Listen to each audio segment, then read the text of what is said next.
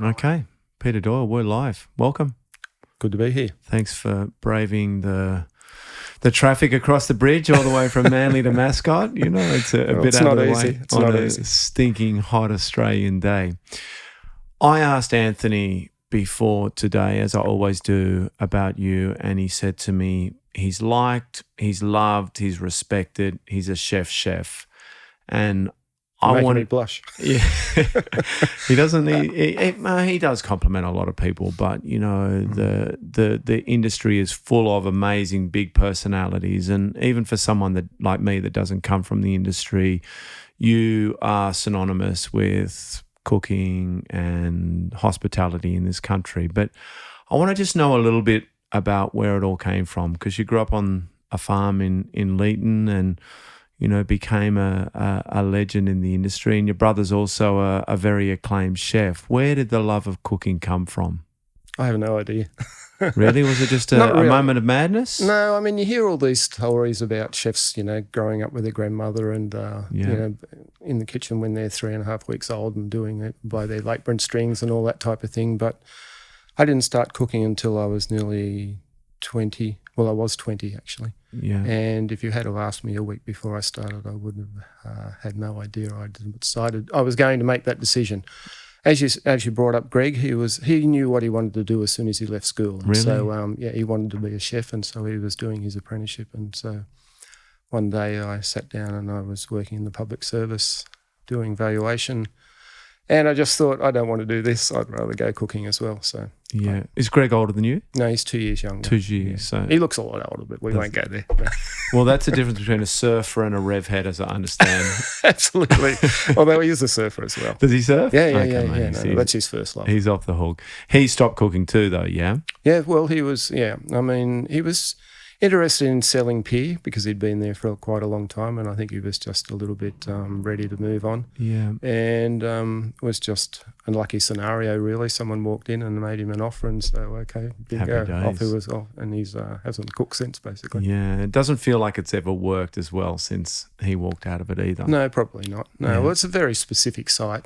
Yeah, destination side. And Yeah, exactly. the land, were you running away from it, or do you have a real affinity to it given that you grew up on it? Well, the situation was it was Merivale Homestead, about 20 miles out of Leeton, and it was a share farming situation between my grandfather and his 3 sons and the 4 daughters, and they all ran the farm together. And I think it was just time that when I was about 9 years old, I think they just wanted to sell and move off the property and go their own separate ways, and they'd had enough. And Yeah. I mean, you can understand that with the last summer we've just had or going through at the moment. So we sold up and we moved to Sydney. Most of the family actually moved to Sydney. Actually, yeah. So no one on the land anymore? No one on the land. No, it was a complete disconnect, basically. And Yeah. not being 9 years old was probably a really good time to leave because you have all the great memories of being a child on the land. But then Not the hardship. probably a year later you're milking cows and shearing sheep and doing all the rest of it. So good time to get out. And where'd you move here in Sydney? We moved to Caringbah, Cronulla. Okay, nice. Yeah. And is that where you started surfing? Yes. You don't do much surfing in Barrel, I can assure you. But I did play tennis with Yvonne Goolagong, Corley, so there you go. That's when I was in Leeton, I mean. No, we moved to Caringbah. My father bought a hardware business, and so we were there. So we grew up there, and obviously that close to the surf, besides cricket and football. I mean, in those days you went surfing. Yeah, interesting. And the whole thing of you sailing under the radar, like while you are famous, like everyone knows Peter Doyle when you talk about hospitality, but the whole celebrity chef and TV shows and etc. Was it a deliberate choice just to be a good chef rather than be a celebrity chef? Yeah, I think so, because that's what I was just interested in, being in the kitchen and running we had restaurants for quite a few years and running the restaurants with my wife, and she worked out the front and did a lot of the accounting side of the business, and I was in the kitchen. And I mean, everyone makes the decision which way they want to go through their career, I guess. But I just liked being in the atmosphere of the kitchen and being involved with the food and concentrating on the food and evolving the food and going with the trends and flows and the ups and downs of the industry. And so that's, I mean, you know, from that point of view, I just went with the flow and tried to keep a bit of a low profile, as you said. Yeah. The inspiration for your venues, like started Reflections, Palm Beach. Yeah. Where did that come from, and the decision to open a restaurant and all of those things, finding capital and people, and talk us through it. Okay. Well, as I said, I grew up in Cronulla, and for the first 3 years of my apprenticeship, I worked in the city and commuted from Cronulla, basically. And then, as you do, you're working hard and you're working for 5.5 days a week, and it's a long day doing lunch and dinner. And so by the end of the third year of my apprenticeship, I was pretty burnt out. So I sort of took 3 months off and went down to Ulladulla to go surfing. Nice. And just have a little relax, so to speak, and a refocus. And while I was down there towards the end of that little sojourn, the chef that I was working with at Macquarie Inn rang up and said, I've leased the restaurant at the Newport Arms Hotel, and so would you like to come and work for me? And so I said yes. So I moved from Cronulla to Whale Beach. Did you even know where it was? I knew where the surf spots were. I'd never been to the Arms, I don't think, but I know I had, but it was a long way from Cronulla. But it was a really good move, and so that's what brought about. And then I stayed in that area. I went back to Cronulla once or twice, but that was about it. Yeah, and it was sort of, up there. Yeah, it was really good. And so we were living at Whale Beach, and our first little restaurant was in the Castlereagh Hotel called Turrets. So we ran that for about 2 years. Mm-hmm. And then you and Bev at the stage you were married? Well, yeah. We just leased the hotel dining room, as you did.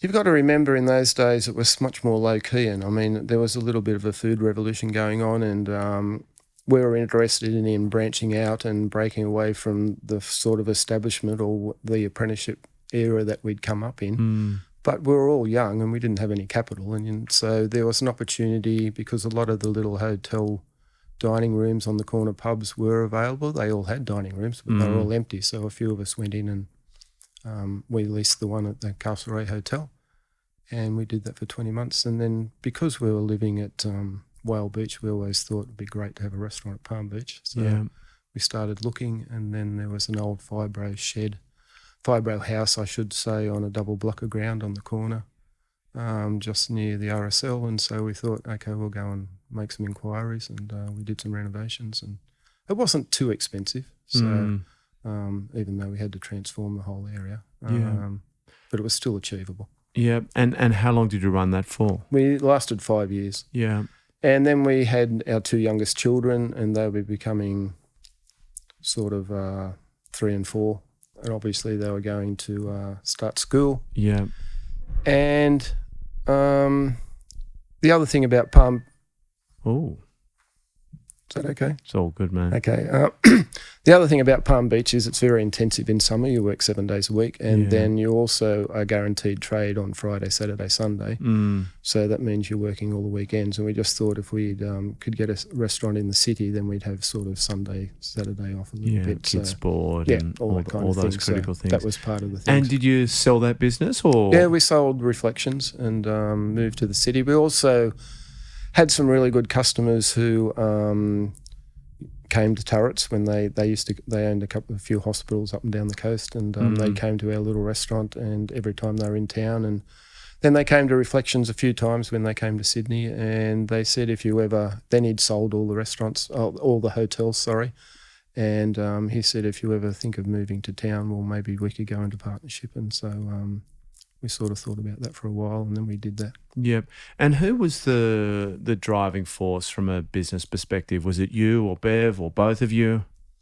Well, I think, I mean, going back to our era again, there was a lot of blind faith involved. You just wanted to start your own restaurant because It was, as I said, there was a little bit of a, nouvelle cuisine food revolution, and a lot of the establishment restaurants were stuck in the old ways that hadn't changed for a long time, like oysters Kilpatrick, oysters Mornay, prawn cocktail, fillet steak, scallop of veal. Nothing wrong with that, but we also had a little light bulb moment where there was a revolution going on, and we wanted to be part of that. And then the people who owned the restaurants didn't really understand that we wanted to cook in that way because they were safeguarding their business and their clients.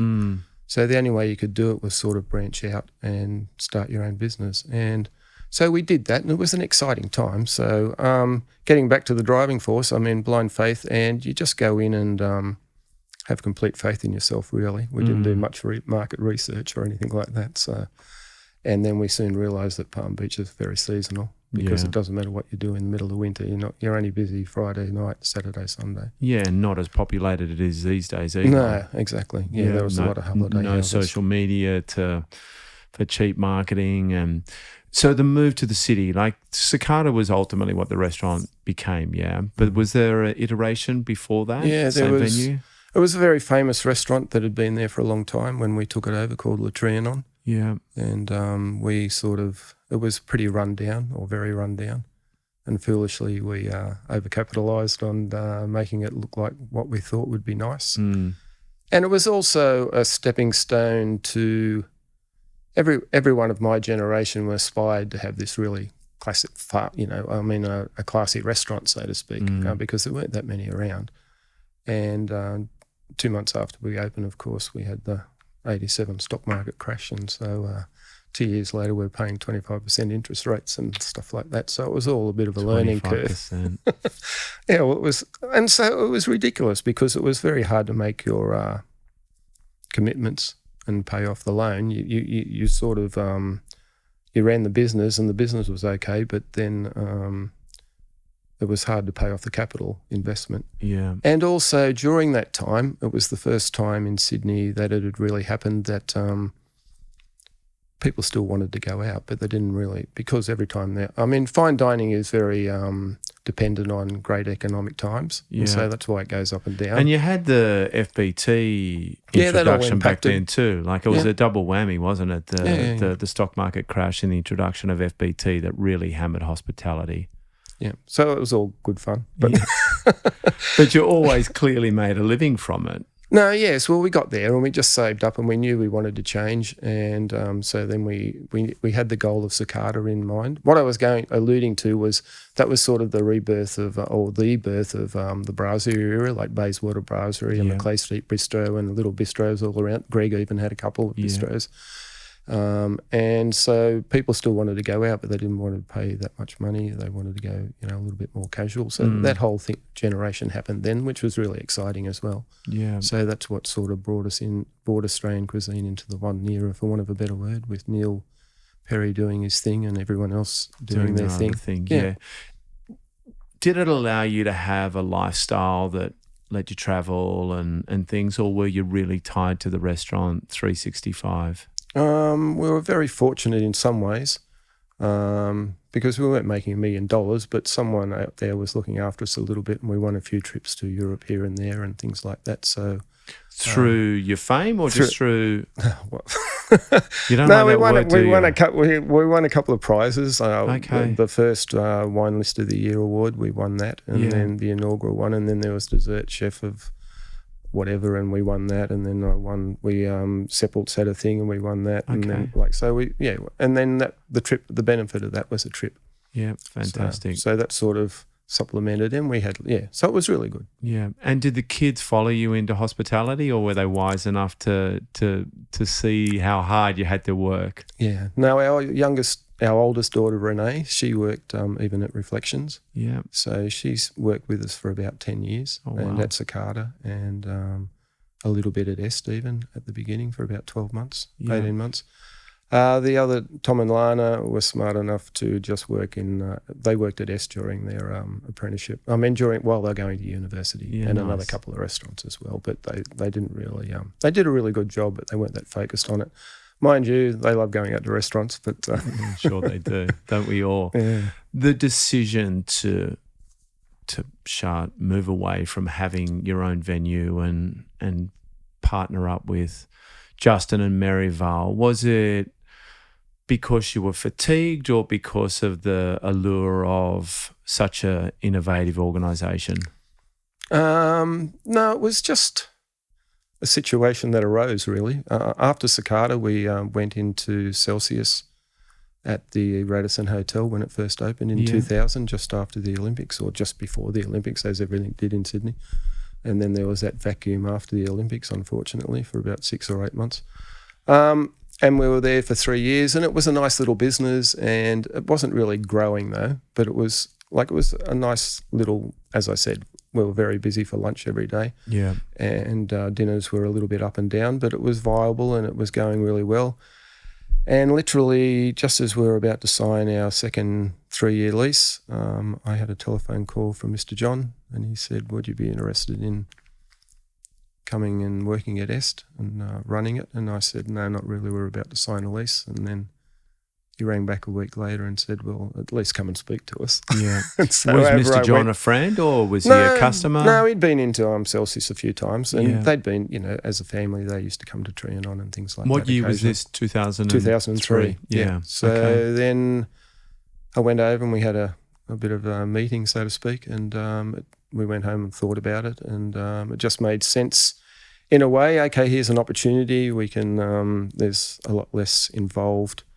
You have to make money, you have to make sure the property works, you have to be responsible for it, etc. But you don't have to spend 24 hours a day thinking about the books and all the rest of it, essentially, or all those other things that tie up a small business and make it a really long week. So I said, okay, well, let's give it a go. And so off we went. Yeah. And did Bev go with you? Yeah. She worked for about 2 years, 3 years. Yeah. And then she's had enough. Hasn't worked since, no. Good for her. No, I'm only joking. Was the feeling of relief, like with all that stuff that you have to do around the edges of running a small business, was it really noticeable to you?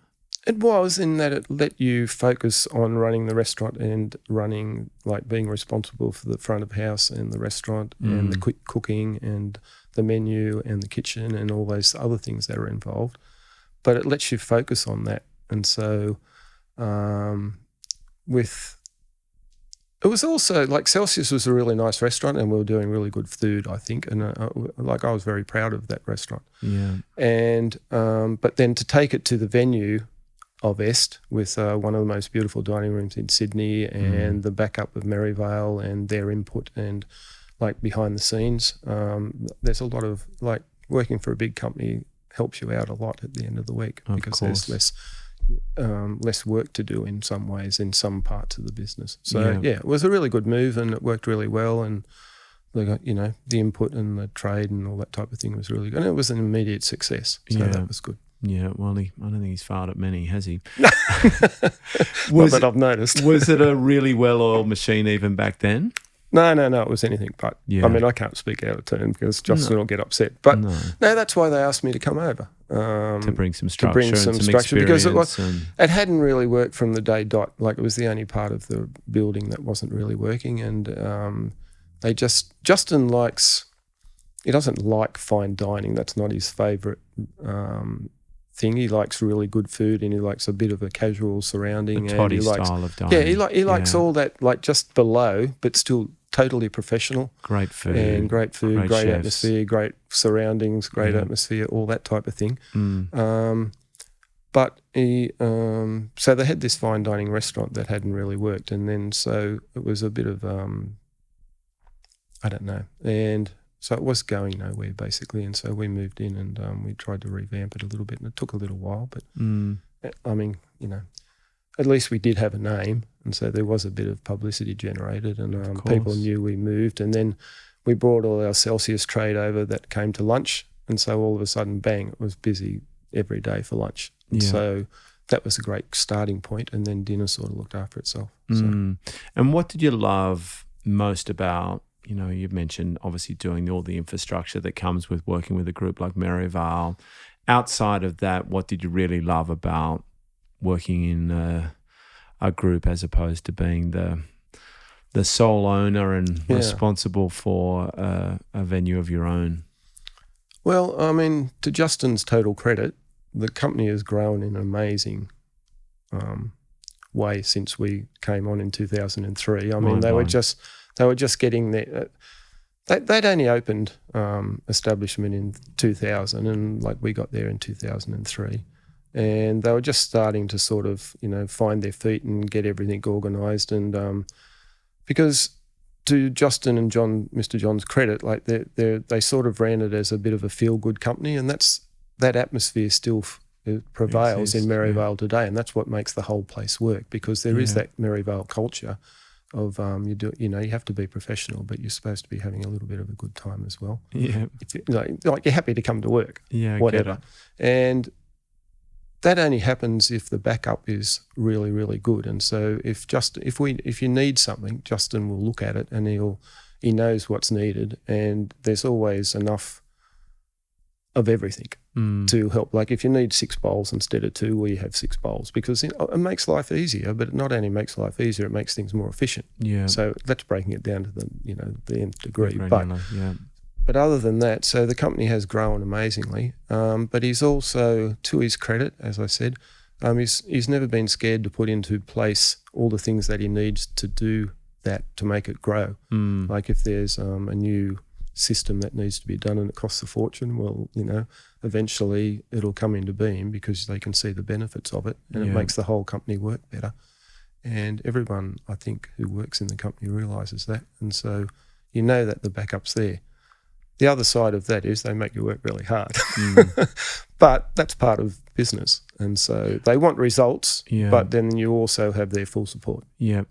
Work as hard as you worked when you were working for yourself? In a way, but less hours of worrying about all the things that you have to worry about as an owner. Yeah. And also, like, small restaurants are really hard businesses to run. Like the thing with restaurants, the restaurant model is it's a fantastic model as long as you're full every service. Yeah. Because that you've got you've got your fixed overheads, you've got your wages, you've got your food costs, but then you've got your profit at the end. Yeah. But as soon as it starts going up and down, well, then the thing that suffers, nothing else changes, just the profit. Yeah. No, I get it. And, probably knowing Justin from afar, that bringing you in was part of his master plan insofar as the legion of incredible chefs that have followed into that group. What's it been like being the pioneer or the elderly statesman amongst so many well-recognised and respected chefs, and working with them at a group level, but also bouncing ideas and concepts off each other? Yeah, well, it was pretty amazing. Again, that's one of the really important things about Merivale, I think, is that Justin sort of wants us to be a company, obviously, but he also wants the individual, like restaurants and bars and everything, to be individual.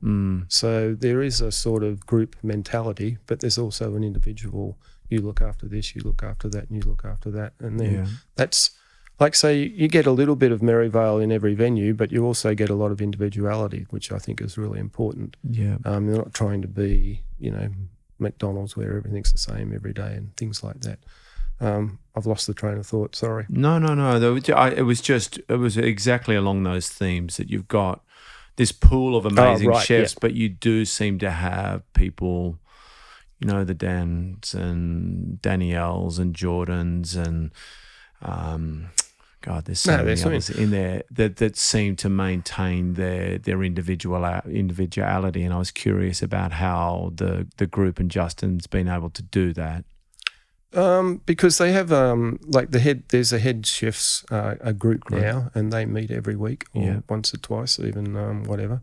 So they all know what's going on within the company, and they all know what they're doing. And as I said, it's come a long way since I started there, because there was only establishment, there was no Ivy, and there was no all the rest of the million of places as well. Yeah, and it's been like they just have systems in place now that ensure that everything works really well. And so there's feedback between all the chefs. I mean, they all get on pretty well, and I don't know. They're into a few of them now. Like Dan and Jordan are responsible for more than one venue, venues. And a lot of the others are as well now. So, were you ever enticed to to do more than just est and be part of that, what seems like a crazy growth trajectory?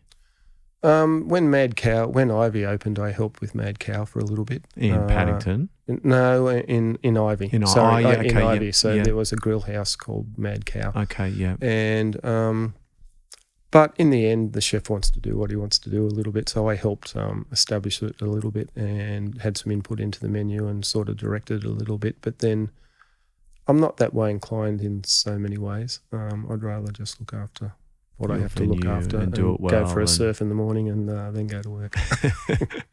I was going to ask you that because, the burnout rate amongst chefs and, the very well documented challenges with depression and suicide and some really big things. What has been the strategy insofar as your resilience? And, you're clearly super healthy. Have you been deliberate about that and just knowing, I suppose, your capacity insofar as what's going to make you happy and how much you can tolerate? Yeah, I think so. I mean, getting back to staying under the radar a little bit, I think it's all about that as well. Like you make the decision, do you want to be, a super millionaire chef with 25 restaurants, or do you want to just have a little bit of a life as well? Family is really important to me, and my life, like going for a surf every morning, as much as there's waves or whatever, but that's really important. So I made those decisions, and I'm happy I did because I've had a successful career, and I'm come out the other end, and now I can enjoy the fruits of the labour, so to speak. Yeah. And I'm still healthy enough to do that. Do you think it? And I've never thought of it before, but do you think the fact that you were so comfortable just staying in your lane and being healthy and being clear about what your values were enabled you to be a better chef that just could focus on what you did and do it really well? In a way, I think, yeah. And it depends, everyone's different, as I said. It just depends on what makes you happy. Yeah. If you can establish those boundaries and you stay within them, well, then it probably leads to a better life. Yeah. Which, after all, in my opinion, is important because it should be the main game. Exactly. Happiness is the main game. I like to lie on the couch and read a book. Yeah. And if you're running around with 6 million commitments to do every single day, well, I don't know how you get time to lie on the couch and read a book. No. So, you can have it every way, but you can't have it always. No, that is very true. What about your views on what is a healthy diet and drinking and all those things? Has it just been an organic thing for you? You just understood what was good food and how to live well, or has it been deliberate? Yeah, well, going back to the farm and things like that, we had a wheat and sheep farm. So, my father used to kill a sheep every week on the farm and things like that. And the cooking was really basic. And my mother was just a really basic cook, but she was, she always made sure that there was a great bowl of fruit there. And we ate healthily. Yeah. And then I think, you surf, obviously. So I think if you just want to be fit enough to go surfing and enjoy your life. And so you concentrate on, early on, I started reading a few health food books. So you sort of establish a few boundaries, so to speak, on what's good. And then you don't have to be fanatical about it at all. But I just think if you have an understanding that if you eat fried fish and chips every day, 3 times a day, well, it's probably not that good for you. Yeah. And so you just go from there. It's not that involved, really. It's common sense. It is common sense, and yet we've got a society that is absolutely grappling with disease, obesity, and all those things. So allergies. Yeah, allergies and everything. The apprenticeship program that you're doing with Merivale, is that something that you try and teach the youngsters that are coming through, that it's not just about being a great chef, but you've got to look after yourself, and that there are clear and present dangers around burning out and, very well documented ones? You're trying to get that into the class all the time, yes, because I believe in that angle of the industry, so to speak.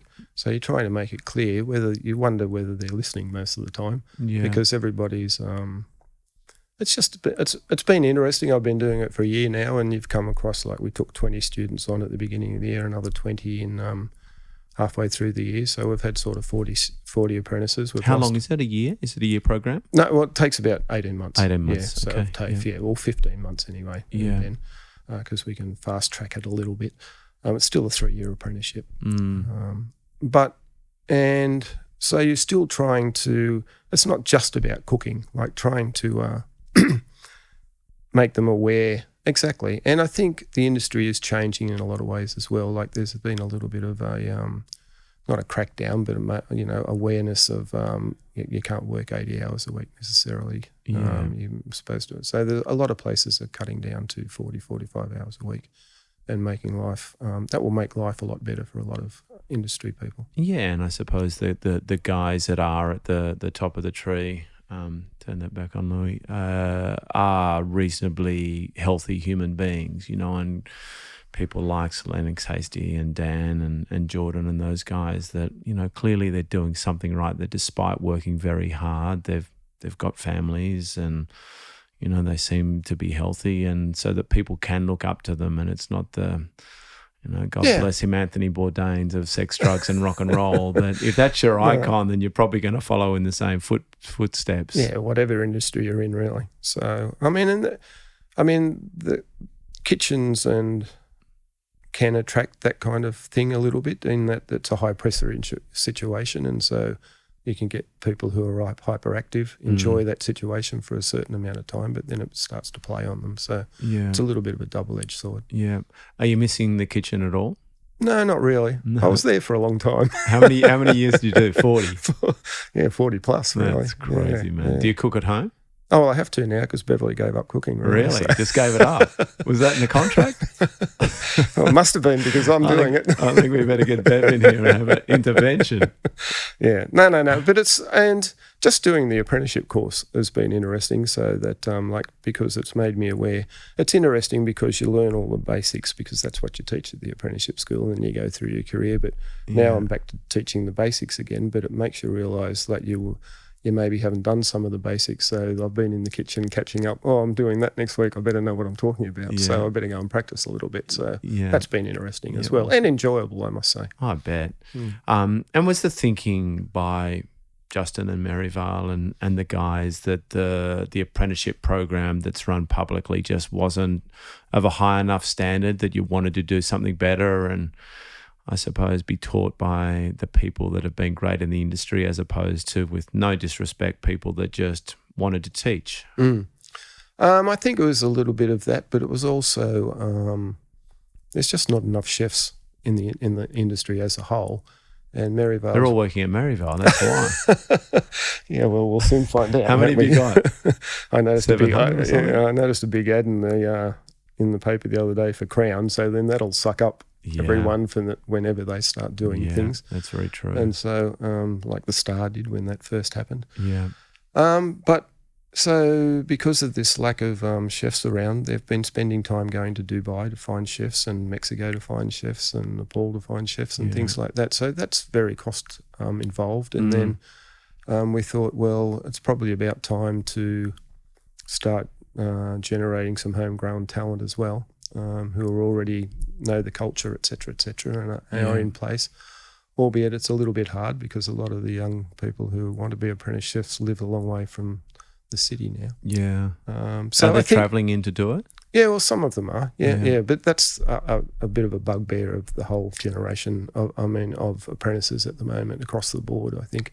And the government seems to be getting behind apprenticeships again, because everyone's in the last 20 years, everyone's been going to year 12, and then most of them have been going to uni, and now there's a lot of tradesmen, and there's a dearth of tradesmen across the board as well now. So hopefully apprenticeships are coming back. Yeah. And I think so that was part of the reasoning. And also, we can make it a little bit more exciting than going to TAFE, hopefully. And you've got them, it's the same situation. They work in venue for 4 days. They come and see me for 1 day instead of going to TAFE for 1 day. So it's all in-house, I guess. And so from that point of view, you can sort of get the message across for Merivale a little bit, as well as teaching them. Yeah, awesome. And are they across all of the venues, from the pubs through to the Berts and Freds? And and a good mix of guys and girls? Yes, good. Yeah, quite a few girls, actually. Awesome. Where do you think the industry's heading? Is there going to be the continuation of the Goliaths like Merivale and Solitel and Star and Crown that you just mentioned, or is there always going to be room for well-run independents to actually make a decent living out of the industry? I think, yeah.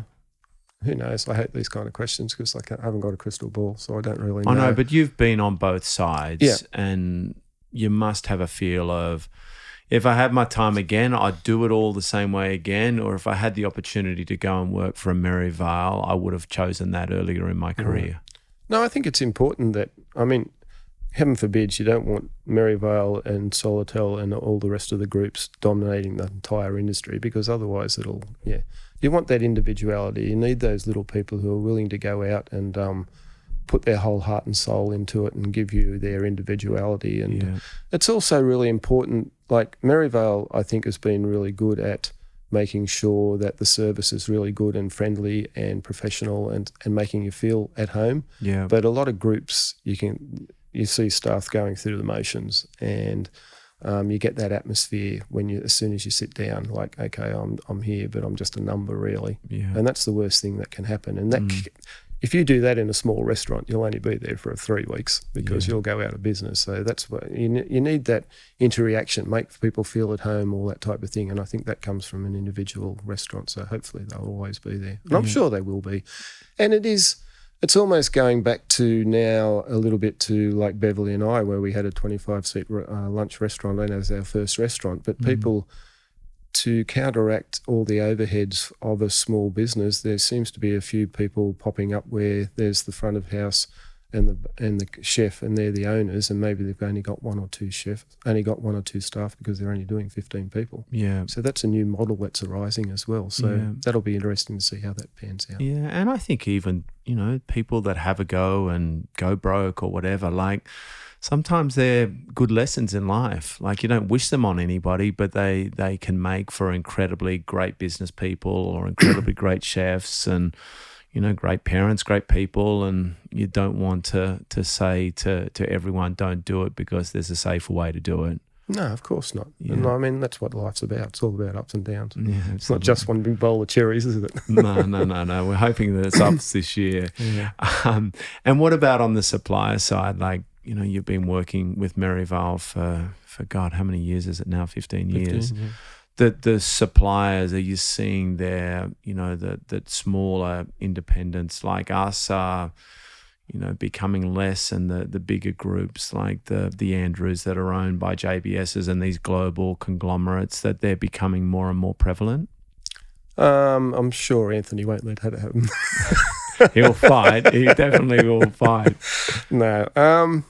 No, I think it's all about the quality and the quality of the service, and it's really, and the only way you can get that as a chef is to have a really good communication line with the supplier, and so that takes a lot of effort, and it takes time to build up that, and you can't just get that anyway. You have to go through the process of establishing so that they understand what you want. And whether it's fruit and vegetables or fish or meat or all the other 1,000 little suppliers that you have for the herbs, et cetera, et cetera, et cetera. Yeah.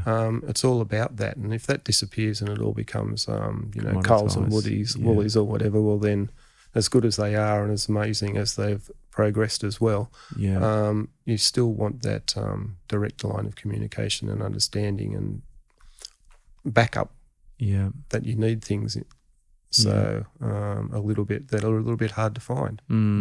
Yeah, and I see I think it's a great answer, and it's a bit like what we talked about, or what you talked about with the venues and things, that there is always going to be the big guys that, have grand plans and they can do very well, but there's also going to be the people that sit just below it, and there's people that sit right at the bottom of the food chain that can also do very well if they continue to improve and I suppose adapt with what is a really challenging industry. And I think the recent fires that I know you guys have raised money for and we've raised money for, I think have highlighted to everybody that we've got a genuine big problem globally and certainly here in Australia around a lot of things, but farming practices being one of them. And I'm wondering how you go about trying to instill into the young up and coming future of chefs the importance of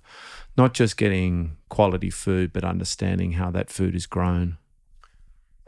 Yeah, it's a challenge because I should get Beverly in here. She can go on for hours about this type of thing. But no, because I think the younger generation now, the apprentices that are like, it's really hard to make them aware that, like, even as basic as plastic and things like that, like, don't waste it. You don't need to use all these things, or don't, like, single use all these things like a chucks and a wipe, a cloth, and all those basic things. Like, and they don't really have a comprehension that you can cut down so much. That's on that type of thing. But then, trying to, I don't know, I think there's more and more of a disconnect probably between the rural and the city, and the city's appreciation, because they don't really, across the board, go out into the country as much as we did. Most chefs have never seen an animal die. No, exactly. And it changes everything when you do.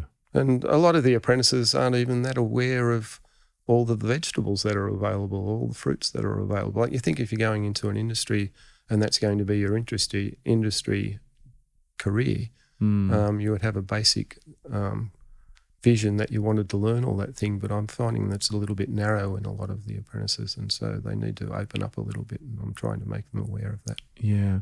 Did you see towards the back end of your time at S, the alcohol consumption that we're starting to see the numbers on, that it is reducing and people are being more sensible and less boozy than our generation, and the challenges that go around that for, venues that I suppose alcohol is a big part of their profitability equation? Absolutely. Yeah, I think so. Even like just boiling it down to, I know Esther's a very corporate lunch atmosphere, for want of a better word. But, the old days where the automatic bottle of wine on the table for two people, as soon as you sat down, probably doesn't exist anymore. And so they'll have one glass. Yeah. It might be a 150 ml instead of 100 ml, but at least it's like one glass, and some people won't imbibe it all or whatever. So there has been a slowdown, and I think, I don't know. I mean, in the pub sector, I'm not so sure, but in the dining, I think there's, it's a lot less. Across the board. And well, that's what the statistics support. Yeah. Well, you don't sell all the after dinner things that you use, like the cognacs and the brandies and the liqueurs and all that type of thing, and even the dessert wine that you used to 30 years ago. Yeah. I hope it is, and I same with the food, that people are consuming less but consuming better quality, so that the spend is the same, but the impact on people's health and the environment and all of those things. And it's interesting, in the States they're starting to see a bunch of alcohol-free bars popping up. No, really? Which I'm not quite sure how it works, but there's mocktails and like you guys I know you're doing with the zero alcohol and mid-strength beers and things, that there seems to be a generation of people that want to do it differently than we did. And I'm kind of a little bit envious of them, having partied so hard for so long. No, but it comes back to the scenario. I'm not sure where it comes from. I mean, maybe it's British-based, and we're derivative of that as a culture. But, you go all around Europe. You don't see it, do you? You don't see it. Like, you go around Europe at, say, like a couple of hours before, like dusk period. Every bar is packed. Every outdoor seat is packed. They're all having a drink. Yeah. There's no violence. There's no overconsumption. There's no, like, you know what I mean? Like, everyone's just using it as a cafe. Yeah. And as a cafe, but with alcohol. But they're just having a glass of alcohol, and it's not about the alcohol. It's about the communication and having a good time and meeting up with friends, et cetera, et cetera. And so, I think that gets lost in our culture a little bit, unfortunately, or we haven't grown up to that yet. Yeah. How did you talk about the whole lockout law change, which, is great to see that it's finally been relaxed, but about pitching that to the government, that is the culture that Merivale and many others stand for, that we do want to have this vibrant hospitality industry, and, that it's not about people boozing and getting drunk and violent and things, because it must have been a tough sell. Well, yeah. It was a tough sell, and it is a tough sell and all that type of thing. But then the flip side of that is, do we really want to look like that to the world as a Definitely culture? not. Like, we don't. Like Sydney, we don't. Do we want to be known in Sydney as the Drunk yobbos. the junk grobbo, but Yeah. also as a city that closes down at 10 o'clock? Oh, no, on the flip side, So, no. yeah, exactly. No, neither So of them work. neither of them work. So Yeah. you've got to, and hopefully, I mean, it's been a couple of years now. I'm not exactly sure of the timeline, but it's been a couple of years, and at least it's had an impact, and people are a little bit aware, and so maybe it's a tick on the calendar and on the timeline, and people can refer back to it and start thinking a little bit more progressively and with a little bit of dignity, and trying to just think about the bad impact that all had. You can't eliminate it totally, but no, well, it will always happen, won't it? You But know, it's just, if everyone grows up a little bit, hopefully everyone will be better off. yeah. And maybe we should start teaching emotional maturity at schools and not just geography and maths and science and all those rubbish. Well, I've always said that, I think, Yeah, well, we don't, do we? You know, it's like the meditation and all those things that we come up with these, are you okay? And all these great, you know, solutions to a problem, as opposed to, well, why don't we fix the problem at the grassroots level? And, you know, it's like the guns in America, that I get the laws are a problem, but it's more the anger of the people that are picking up the guns than the guns itself. No, absolutely, yeah. And I think there's a lot more awareness now, and I mean, a lot of medical advancement has been made on depression and all the rest of it, and so there is a lot more awareness across the board, and hopefully these things can be deciphered a lot earlier, and so maybe that will help as well, or hopefully it will help. Yeah. Is there a culture of that at Merivale, insofar as making sure that people are all right? And because certainly every time I've ever been into head office or any of the venues, they're a fun group, but they're a healthy group of human beings, and I'm curious about how that filters down from the top. Yeah, I think as I said, like there is a Merivale culture, but there can be a culture in any company, I suppose. But it's up to you to create that good culture, for want of a better word. And I think, I mean, there's probably establishments around, or in like places around where like that are run differently, and people that way inclined will gravitate more towards that, because they know that it's no good coming to this end of the spectrum, because you're not going to get what you want or what you're after, because we concentrate on trying to be healthy and run a good atmosphere and do good work. Whereas if you want to overindulge, you can probably drift to another part of the industry. So that'll always be the same, and it always existed, and it always will, I guess. So you've just got to make up your mind. If you find yourself in the wrong end of it and you want to go to the other end, well, you change jobs. You can do that. No, I get it.